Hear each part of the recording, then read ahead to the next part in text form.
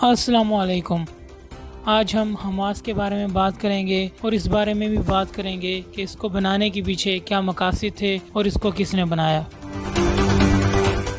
Hamas, جس کا عربی میں مطلب اسلامی مزاحمتی تحریک ہے، ویسے تو 1987 میں وجود میں آئی، لیکن اس کی بنیاد 20 سال پہلے 1967 میں رکھی گئی۔ 1967 کی عرب اسرائیل جنگ میں جب عربوں کو شکست سے دوچار ہونا پڑا، غزہ جو اس وقت مصر کے زیر کنٹرول تھا، یوں مصر کو بھی غزہ سے ہاتھ دھونا پڑے اور غزہ مکمل طور پر اسرائیل کے زیر قبضہ آ گیا۔ اس وقت مصر کے صدر جمال عبد الناصر، جو ایک سیکولر نظریات کے مالک تھے اور مسلم بردرہڈ کو اپنا جانی دشمن سمجھتے تھے، ہم 1953 میں مسلم بردرہڈ کے ساتھ سمجھوتا کرنا چاہتے تھے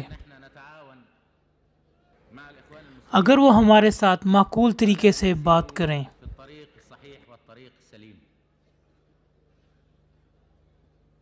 اور میں مسلم بردرہڈ کے ہیڈ سے بھی ملا اور وہ میرے ساتھ بیٹھا۔ آپ کے خیال میں اس نے میرے سے کیا درخواست کی ہوگی؟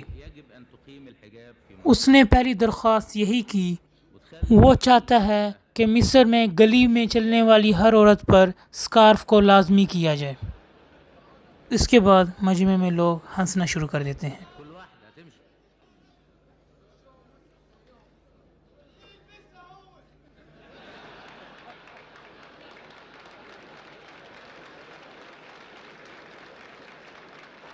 یاد رہے، مسلم بردرہڈ وہی جماعت ہے جو مصر اور اس کے ارد گرد کے عرب ملکوں میں ایک اسلامی حکومت قائم کرنا چاہتے تھے، اور اس کی خاطر انہوں نے جمال عبد الناصر پر قاتلانہ حملہ بھی کیا، جس میں وہ بال بچ گئے۔ اس کے بعد سینکڑوں مسلم بردرہڈ کے ممبران کو جیل میں ڈال دیا گیا یا پھر مار دیا گیا، اور مصر میں اس تنظیم پر مکمل پابندی عائد کر دی گئی۔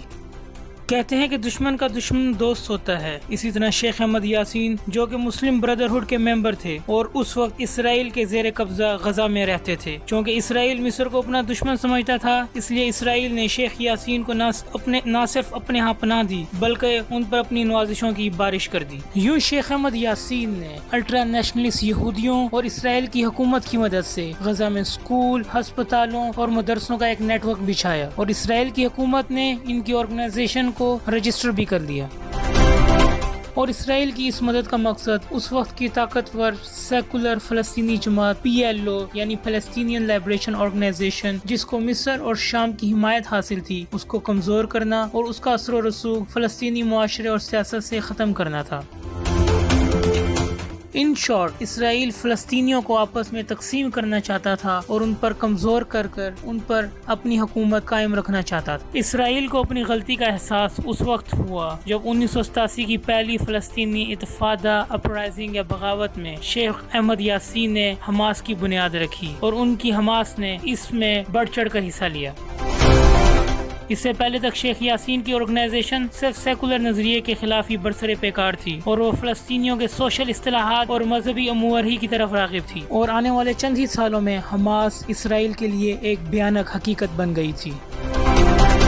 حماس نے کم عرصے میں اسرائیل کو وہ نقصان پہنچایا جو پچھلے 40 سالوں میں PLO نہ پہنچا سکی تھی۔ اسرائیل کے اسکول، ہسپتال، پبلک مقامات سب حماس کے حملوں کی زد میں تھے، جبکہ PLO یعنی فلسطینین لائبریشن آرگنائزیشن کی زیادہ تر کارروائیاں اسرائیلی فوج اور اس کی حکومت کے خلاف تھیں، اور آخرکار شیخ یاسین کو 2004 میں ایک اسرائیلی فضائی حملے میں قتل کر دیا گیا، اور اسی سال یاسر عرفات، جو کہ PLO کے سربراہ تھے، بھی ہسپتال میں وفات پا گئے۔ امریکی کانگریس کے ایک عہدیدار رون پال نے بھی کانگریس میں اس بات کا اعتراف کیا کہ حماس کو صرف اسرائیل نے اس لیے بنایا تھا کہ وہ یاسر عرفات کا مقابلہ کر سکے۔ Hamas, if you look at the history, you'll find out that Hamas was encouraged and really started by Israel because they wanted Hamas to counteract Yasser Arafat. And you say, well, yeah, that was better then and served its purpose.